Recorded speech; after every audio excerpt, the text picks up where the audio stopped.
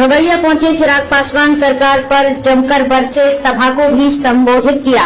खगड़िया आज एक निजी कार्यक्रम में खगड़िया पहुंचे लोजपा रामविलास के राष्ट्रीय अध्यक्ष चिराग पासवान खगड़िया के बेलदौर पहुंचे, जहां पर उन्होंने लोजपा से बेलदौर विधानसभा के पूर्व प्रत्याशी रहे मिथिलेश निषाद, जो लोजपा पारस गुट में थे, आज चिराग पासवान के समक्ष लोजपा रामविलास पार्टी में शामिल हुए और सभी को संबोधित किया और कहा, खगड़िया मेरा घर है, यहाँ से पुराना रिश्ता है।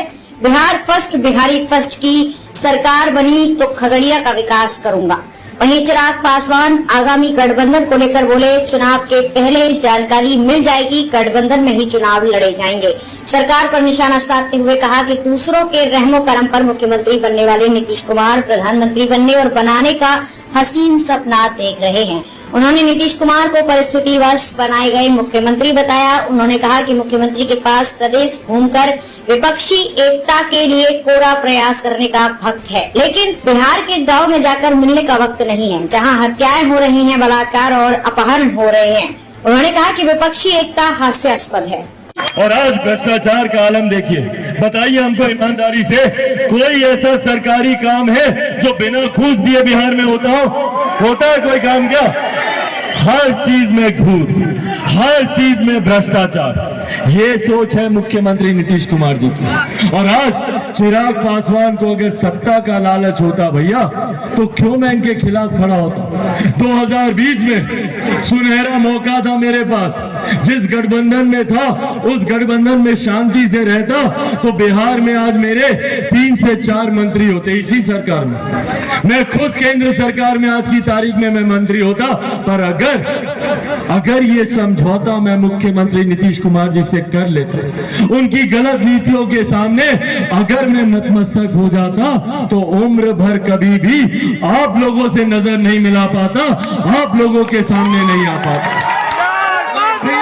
मेरे तमाम युवा भाई मुझसे पूछते कि भैया बिहार में रोजगार क्यों नहीं है।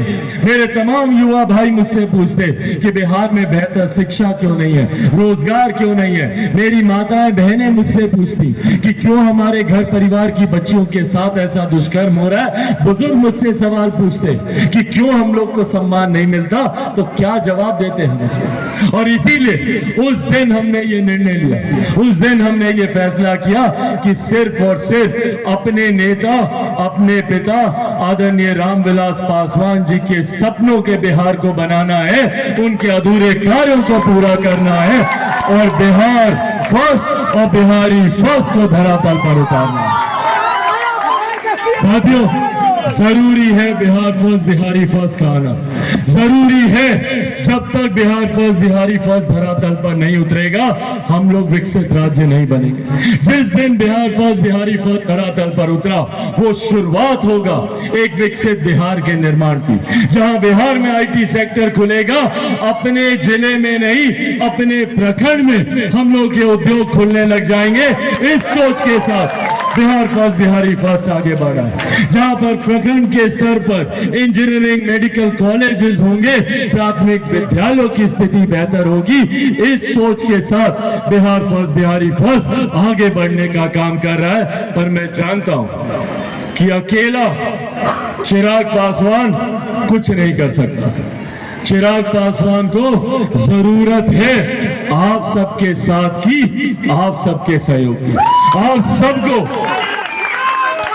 सबको चिराग पासवान बनकर गांव-गांव। हमारी पार्टी के पुराने साथी मिथिलेश निषाद जी, जो पुनः पार्टी के साथ सक्रियता से आज वो जुड़े हैं, तो उन्हीं के मिलन समारोह बोल लीजिए, घर वापसी बोल लीजिए, जो भी बोलिए उन्हीं के यहाँ पर किया गया था।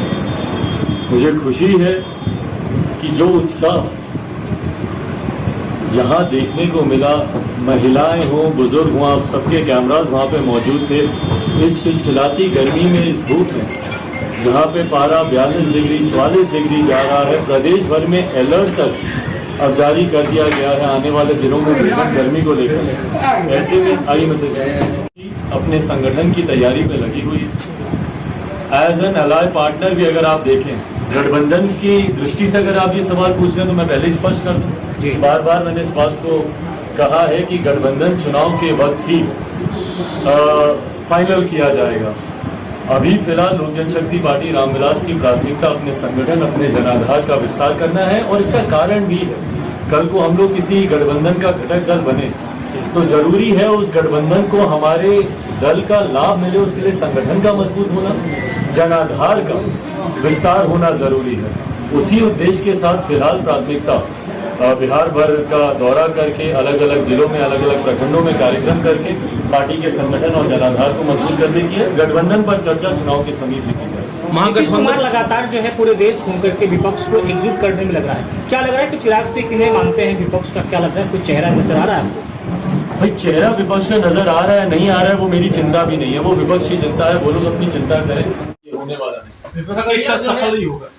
भाई विपक्षी एकता एक ऐसा भानुमति का कुनबा है जो हर बार बनने से पहले ही धराशायी हो जाता है। आज से नहीं, हम लोग 2014 से देखते आ रहे हैं, 19 में भी पूरा प्रयास किया गया, पर दिक्कत ये है, अभी भी आप देखिएगा 12 तारीख को है ना, 12 तारीख को 10-12 दलों के नेता अगर इनके आए, पता नहीं कितने आएंगे नहीं आएंगे, पर अगर 10-12 दलों के नेता आए तो उस 12 तारीख को एक ही मंच पर एक साथ आपको 12 प्रधानमंत्री पद के दावेदार भी दिखाई देंगे। जब सब एक दूसरे का हाथ पकड़कर तस्वीर खिंचाते हैं तो हर तस्वीर में, हर चेहरे में आपको प्रधानमंत्री पद का दावेदार दिखाई देता है। तो ऐसे में विपक्ष एक होगा कैसे, जब सबकी महत्वाकांक्षाएं इतनी ज्यादा हावी हैं। ममता जी बनना चाहती हैं, केजरीवाल जी बनना चाहते हैं, और ये सब भैया कांग्रेस 600 विधायक के साथ, ममता जी 200+ विधायकों के साथ है, केजरीवाल जी दिल्ली पंजाब मिला लीजिए 150 विधायक हैं, अखिलेश जी के पास 125 विधायक हैं। तो इतने विधायकों वाले नेता होने के बाद कोई 40 विधायक वाले को अपना नेता मानेगा? क्यों विपक्ष मानेगा इनको अपना नेता? तो ये सपना देखने में कोई दिक्कत नहीं, बट अफसोस इस बात का है कि उनके सपना देखने में बिहार और बिहारी छूटते जा रहे हैं। आज जब जरूरत बिहार को इनके मुख्यमंत्री के नाते इनकी जरूरत थी, गृह मंत्री के नाते इनकी जरूरत थी, तो ये देश भ्रमण पर निकले। झगड़िया आपका गृह जिला है। पिछले दिनों जिस तरीके से मुखिया प्रतिनिधि पसराहा में हत्या हुई, लगातार जो है दर्जनों जनप्रतिनिधियों की हत्या हुई, इसको कैसे देखते हैं झगड़िया में खासकर? भाई मेरे लिए तो खैर, मैं बिहारी हूँ और बिहार के किसी भी कोने में कोई भी हत्या होती है वो मुझे दुखी करती है, विचलित करती है। मेरा हर संभव प्रयास रहता है कि अधिक से अधिक जगहों पर मैं वहां पर पहुंचूं या मेरे पार्टी के नेता इन घटनाओं पर जरूर पहुंचे। मैं आज सक्षम नहीं हूं इतना क्योंकि मैं कोई मदद कर सकूं, ना केंद्र सरकार का हिस्सा हूं, ना राज्य सरकार का हिस्सा, पर दुख बांटने से कम होता है, ये मुझे बताया गया, सिखाया गया और मेरा अनुभव। उस नाते कम से कम पीड़ित परिवारों से मिलकर उनको सांत्वना देकर 2 शब्द उनके सामने रखकर, अगर